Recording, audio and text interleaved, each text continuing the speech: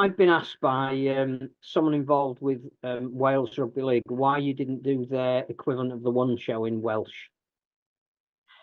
I wasn't asked to even attempt it. The words I got were, by the way, we need you here over here for an interview. Don't worry that you can't speak Welsh. And I'm like, okay. And then the whole way through that interview, I'm going, they're going to have to subtitle me no matter what, aren't they? I just trained for 2 hours prior to playing the army. So, yeah, either way, there were subtitles happening. You've got to dig at your coaching though, so that, that's a positive. That was on the telly. Oh yeah, like I've been saying it for weeks leading up to that game. I'm like, telling everyone, can't wait to smash Simo. I've at the Rhinos Carol service, I was saying to Jonesy, I can't wait for this army game. Can't wait to throw Simo out. And to be fair, I'm gonna give it to him. He managed to wipe me out at one point, so fair's fair. I've been talking rubbish for weeks, and he got his own back. And my knees show that he's got his own back because I hit that floor hard. I'm going to work out where to start the edit for this because we need to keep all this stuff in. What, the Rhinos Carol service? Were you at that, Phil? You must have been invited to that, sure. Sadly, it was during an afternoon, and someone was intending to be busy in the run-up to Christmas.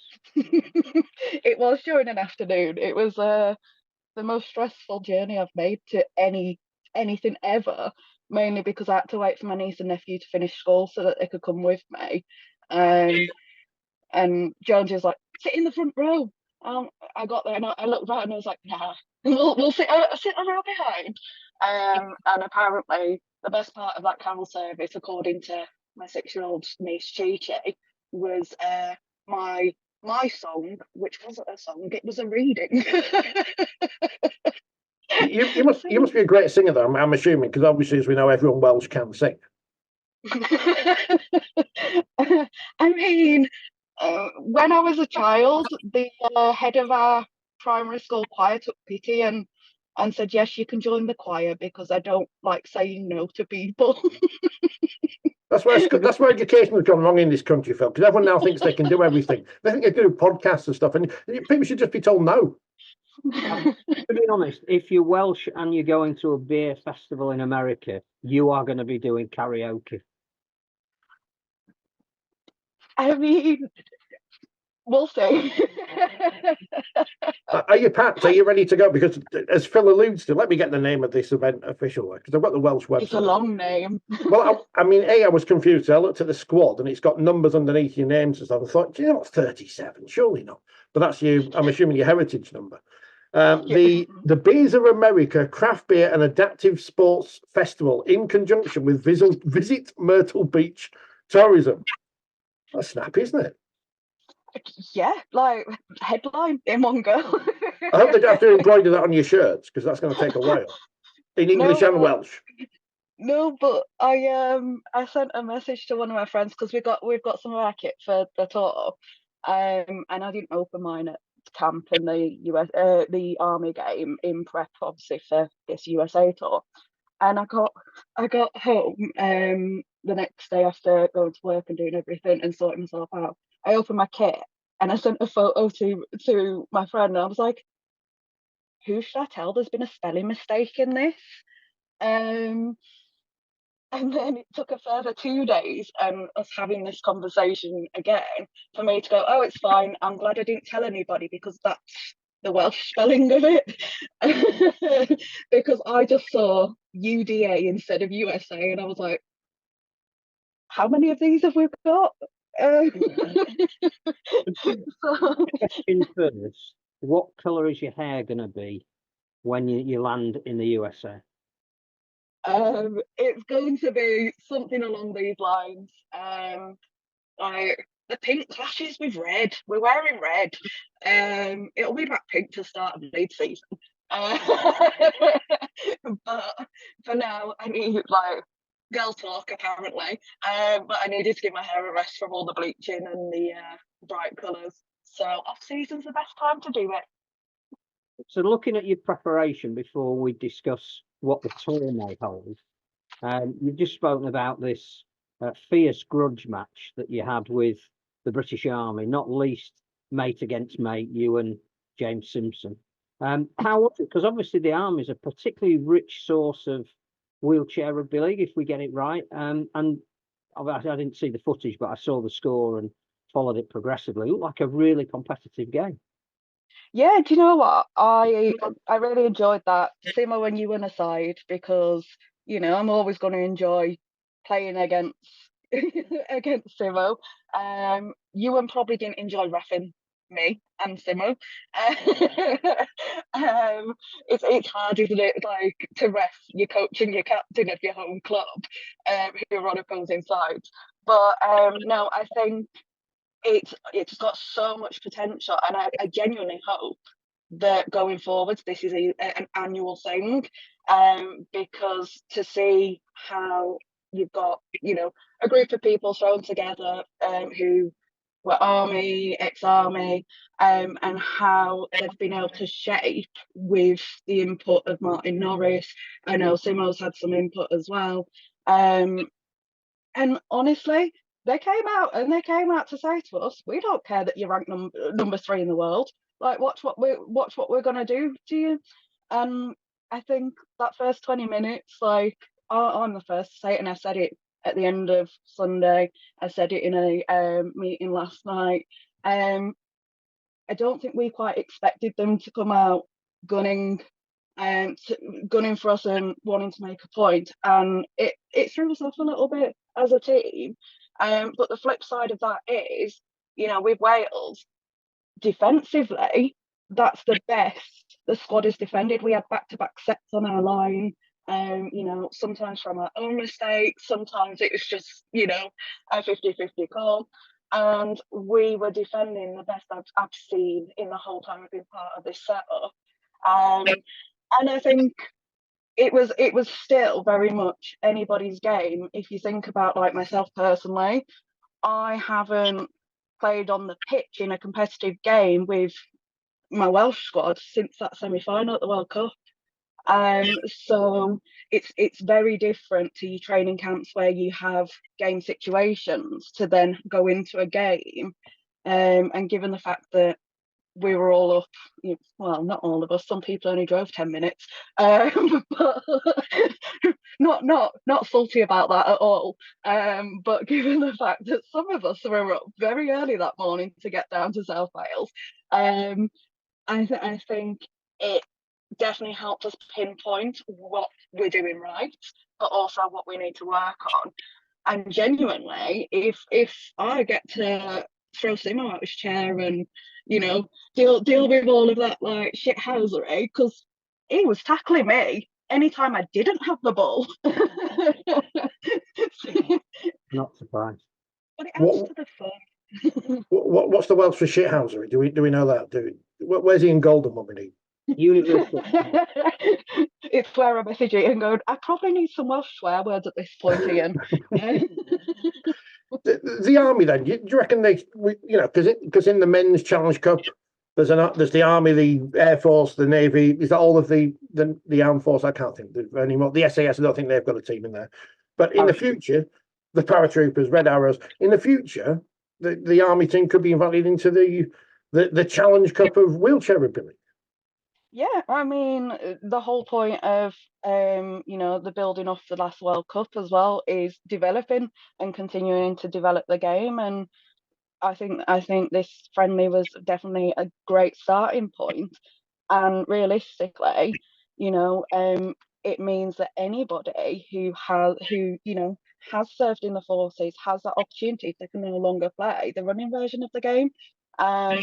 And definitely, I just don't quite know how it would work given the with the team that played on Sunday, a lot of those play for Super League clubs currently.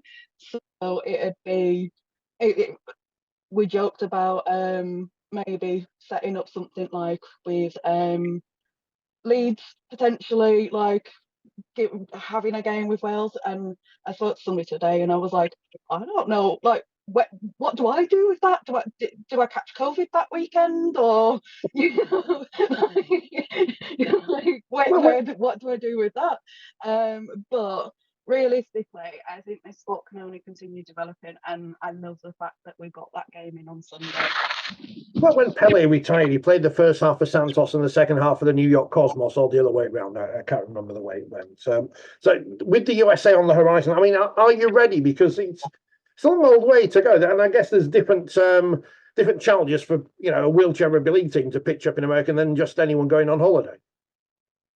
Yeah, I mean, everyone keeps asking me if I'm excited, and don't get me wrong, it's an amazing opportunity, but I can't get excited until I'm there and my chair's there and my wheels are there. I hate traveling. I'm one of these people. If I could click my fingers and be at the destination, I would do it. But I know once I'm there, I'm going to enjoy every moment of it. But as you said, you've got the extra factors of the equipment, for example.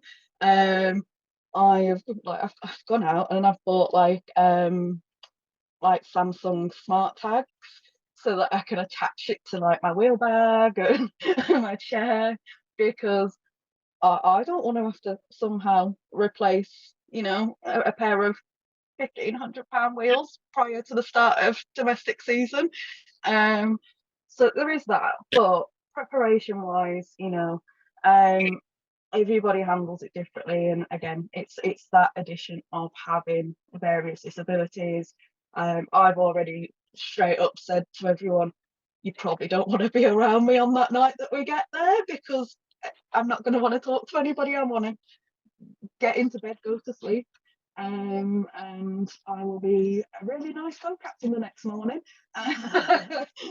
But yeah, I think we're ready.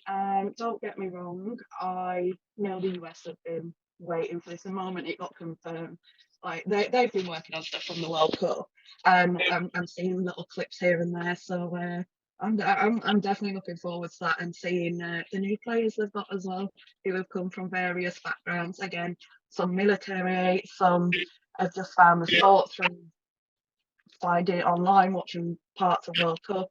So yeah, it's going to be good.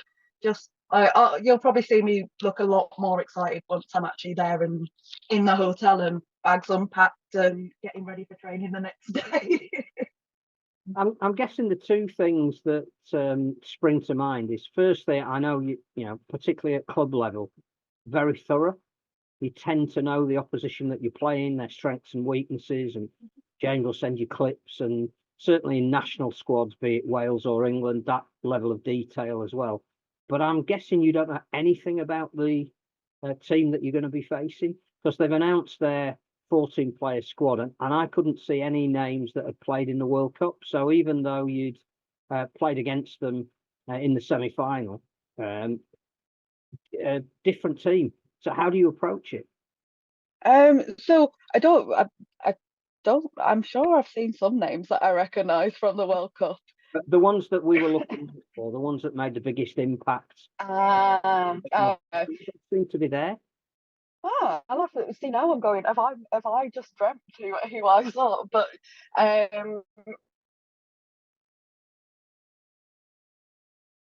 it's an opposition that there's not plenty of footage, and you got essentially the World Cup games to go off, those group games to analyse.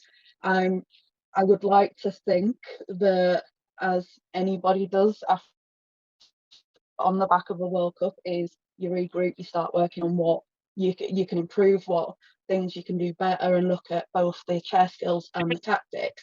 And I've seen some clips, I've seen some of the stuff they put on social media, and you can see they've been working on things, but at the same time, so have we.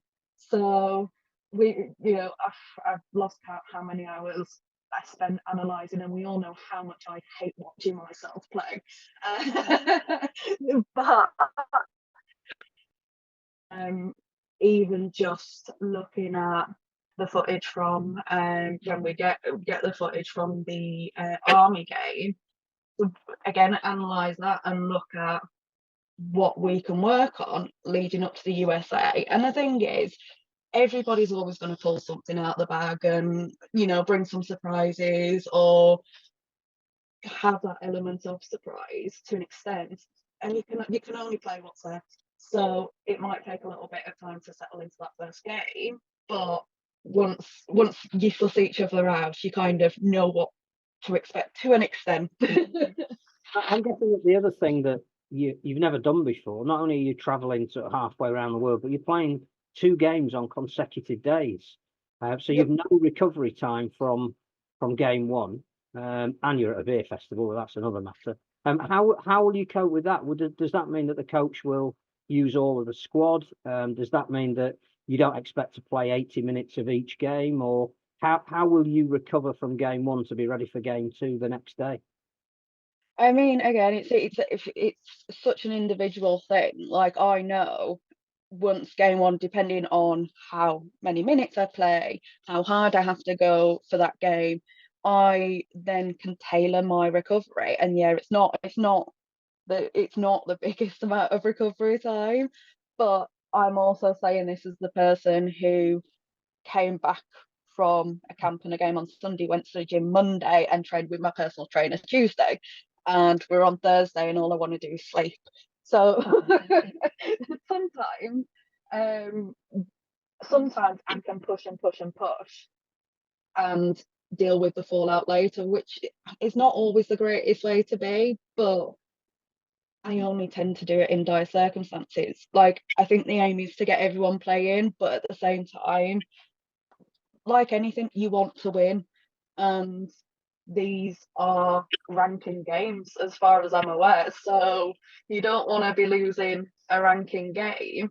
So we'll see what AC and Gary have got planned. I don't know the ins and outs. I just know, you know, we spoke about the plans of training leading up to it. And just see what they feel, because it may just be that, you know, some people play an 80-minute game and then are rested the next day.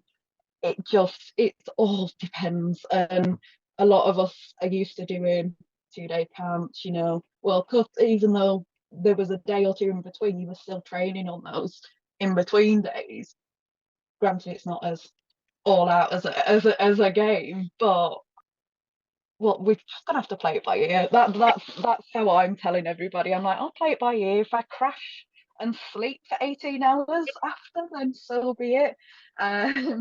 And to be fair, I tend to have, like, for me personally, whenever we fly outside of the UK and we've been playing and competing, for example, at previous World Cup, France, I tend to be able to push myself, and then the moment I'm home and I'm in, you know, familiar surroundings, I crash, and my record has been a 27-hour sleep.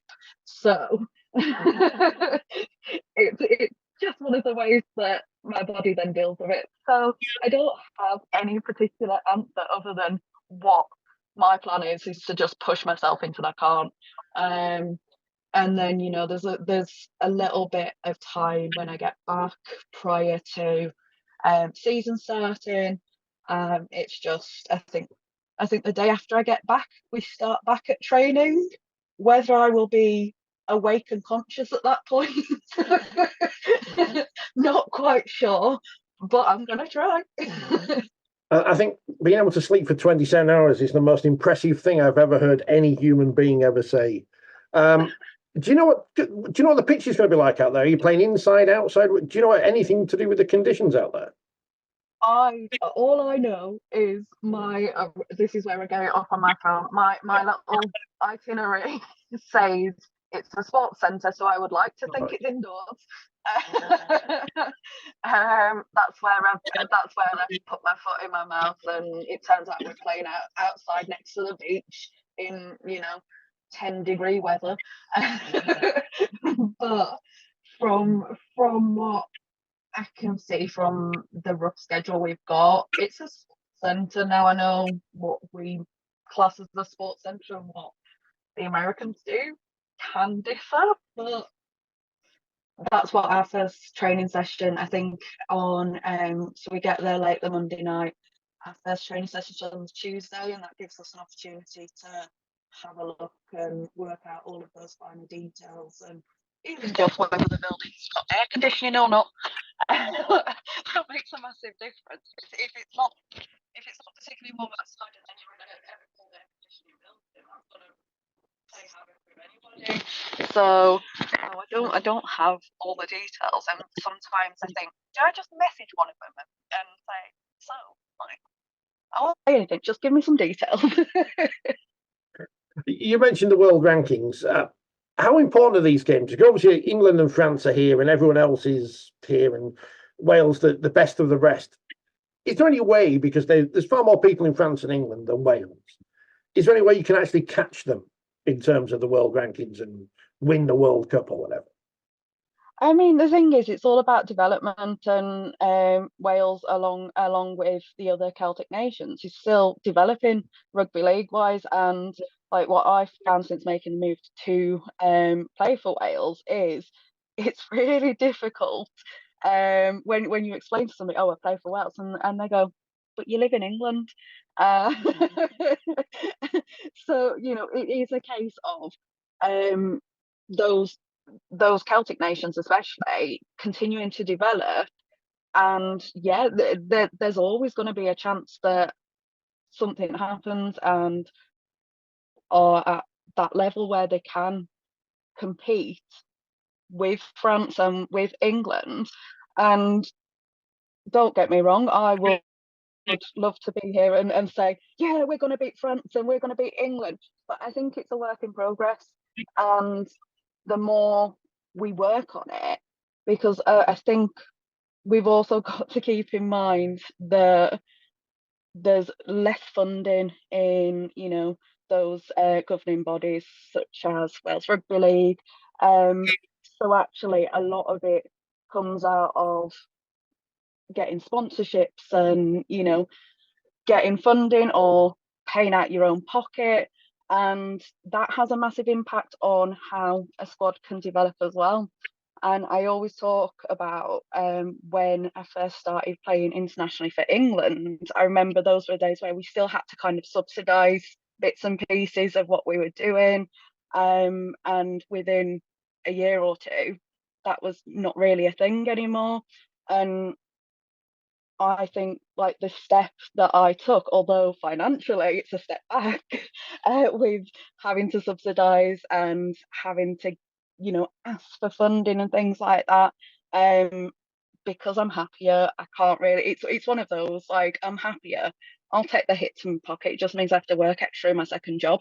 But it is a work in progress, and we were talking about it last night, a few of us, and yeah, everybody wants to continue to develop. It's just, whilst we have got some of those constraints such as funding, it's going to be hard to compete with the likes of France and the likes of England, but everyone's sure as hell going to try.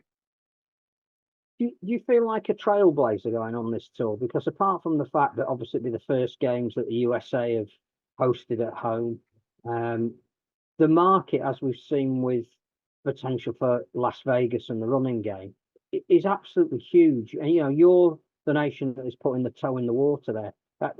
Do you feel that sense that this could be the start of something really, really special for wheelchair rugby league? Absolutely. The thing is, wheelchair rugby league is still very new in the US, and to then have that friendship and relationship that actually came from us all sharing a hotel at the World Cup, and even in the US, in the game against US at the World Cup, you see like the hits are hard, but you see like the little giggles and the laughing and that kind of thing. And I think because it's formed off that relationship that everyone developed with each other, it can only grow like it has done here. I mean, it's taken years for it to get to the point it is here, and we've still got so much more room to develop and grow the sport. So I think, like, I'm not gonna lie, I joke about I don't mind making history here. How many people are ever going to have able to say I played the first national in the US? in Wheelchair Rugby League, and I think that one is just really cool. And I hate the word cool, but it is. Granted, like, I've had to I've had to explain to my niece that I'm not going to another world, because she think I am leaving this planet. Um, she doesn't understand that. Not got to geography yet in school, apparently. Even that, like, always very family orientated outside of the school. And to hear my nieces and nephews say to me, "You can do that," like that thing. And when I then say, "We've gone out there and done that before," just them going, "Well, if I my sport, like, potentially," and I'm like, "Yeah, do it." So it's also like, for us in any level of the sport, it's about the next generation as well. So I know potentially this first and last opportunity for me to go out there and play the US in the US. But again, it gives to that next generation, they can also not only a trail but make their own and way of this sport growing and continuing, getting more participation. It's so exciting. See, that's why I'm excited, not the travel bit. But also, it could be good preparation for you, because you say you may not get this opportunity again, but your next long haul trip with Wales will hopefully be to either New Zealand or Australia in 2026 for the next World Cup. So again, it won't be your only trip. It won't be your only history-making trip. But what a great experience to throw forward 2 years. Yeah, absolutely. I mean, I think I look at it, and I sound like Simmer when I say this. You can tell I spend too much time with him. But I look at it as, I want that next World Cup, and all being well, I'll be at that next World Cup. However, there's going to be a point where I can't do international anymore, and I have to look at my priorities. And that then paves the way for that next generation. So I've always said I want 4 World Cups before I'm done. 4 is just a number that's always been there. But I want those 4 World Cups, and then I will happily pass the torch on to the next one. But again, it just means for the next 2 years working hard and, fighting for a place, because nobody's going to come along and hand anybody a place. So yeah, it's that again, as you said, it'll be a first. I retire internationally on is that 2026 World Cup. I'll take it. But it's definitely just every time we get to internationals, it seems to be everyone's breaking new ground, whether it's the England-France test matches that happened, and England pulling it back in Marseille. And I say this only because, like, the one in Leeds was probably a little bit still a little bit sore for some, but again, that was breaking new ground at First Direct Arena, on the doorstep for a lot of us lot at Rhinos. So yeah, I can only keep hoping, and hoping that my body's still functioning in 2 years' time, that I can still hit people. Well, let's put some pressure on. Would you like to see one of the, as it's now rebranded, the lime green Super League? Would you like to see a Leeds Rhinos game at the First Direct Arena? I mean, obviously that's a stupid question because I know what the answer is, but Yeah, like, like, honestly, I would absolutely love that. Obviously, for an international to be held there was brilliant, but to have a Rhinos game there, like, it's just, I can't even speak the idea of that, and I'm going, Plus, it's a little bit of 2 fingers up because I used to work for First Direct. I'm like, not the rude one, just like, hi, because we don't want to shoot myself in the foot on that one either. But it would be cool, and having a venue like that the World Cup showed that it can be done, and that venues can accommodate it. So hopefully one day before I keep saying before I retire, like I'm retiring next week or something. I'm not. I'm just putting it out. But you were training recently with the Rhinos women. Are any of them going to take your spot in the squad this season? I mean, a few of them want to sign up.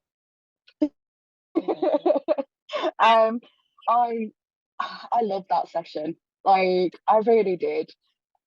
I don't think I have. I'm showing my age a bit here, but I think in 20 something years, let's go with that. I haven't played any wheelchair sport with a group of women who are willing to come in, give it a go, and let's see what happens. And it's made that all that more special, being that it's the Rhinos women's team. And like I kept saying to people when they were like, oh, I don't want to hit anyone, and I kept saying, you run at people for your version, and you're scared of a chair hitting a chair. And once we got that out of the way, like everyone was down to go, and like I'm just encouraging it, going, take them out, smash them. And I'm not naming names mainly because I can't remember. But I also did get taken out and wiped out by two. But everyone seemed to love it. And I was at Headingley last week, and I was speaking to Hannah Butcher, and she was just telling everyone how much they enjoyed it and they wanted to do a longer session next time. So like for me,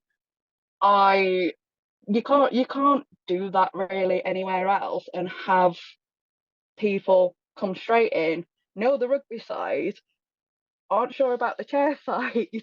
And actually, a lot of them picked up the chair side pretty quickly. Even those who didn't want to hit anybody, didn't want to go. I saw some feet kicking out to stop people crashing into each other. And I will say, the one person who probably didn't enjoy the session as much is my dad, because every time there were races, he nearly got wiped out. But it's one of those, as much as I like, I can't even speak. I always talk about wanting more females in the sport, and to have the women's team come down and do a session and really enjoy it, and you can see it on their face how much they enjoyed it. It makes all that difference. And actually, I've had a few messages recently on social media saying, where do I find a team near me? Like, I saw that Rhinos had a joint session, and that's from potentially, female players that be joining wheelchair. So again, everything we do as a sport has an impact, and especially at Rhinos with the one club that we've got going, it makes a difference to people who wouldn't necessarily think, I can do that. And I think sometimes that slightly off-putting part of it is being in a wheelchair. And again, as soon as you say, for the most part, it's not your body getting hurt. And I say for the most part because I would never tell anybody your body's not going to hurt. But everyone just relaxes straight into it. So yeah, I really enjoyed it, and I've said to Simmer, like, happily do another session. I made a joke to Cam Smith about it, saying, well, why don't you guys come down and have a session? He seemed he seemed a little bit apprehensive about the idea of it. So and I've kind of been like, you can take a hit from, like, the likes of Sam in training. Why can't you do it in a chair? Is it me? Or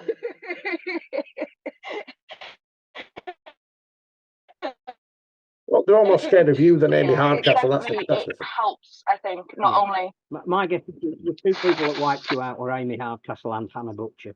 But the good news is that Cam Smith has now approached Tom Halliwell and said the men do want to have a training session with you. Ooh, it's me calling him out. That's what it is, isn't it? You changed it, yeah. I only have one other question before time runs out on us. Do you know whether your games over in America will be streamed in some way and we can watch you play? I believe they will. I'm not 100% on all those details, but no doubt when I get them, I'll be sharing them on socials and all that jazz. I did find out that there's a 5-hour time difference today, so apparently I didn't realise that. I knew there was a time difference. I just thought I'd be ahead over there, not 5 hours behind. So yeah, as soon as I get those details, I'll be sharing the hell out of them on socials and around everybody who's asked. I don't like the idea of you going to the moon or something. That's quite impressive.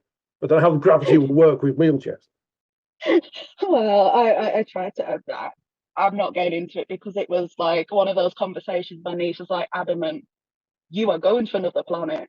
I showed her American dollars, and she was like, she went to rip it. She was like, "This is just Monopoly money," and I'm going.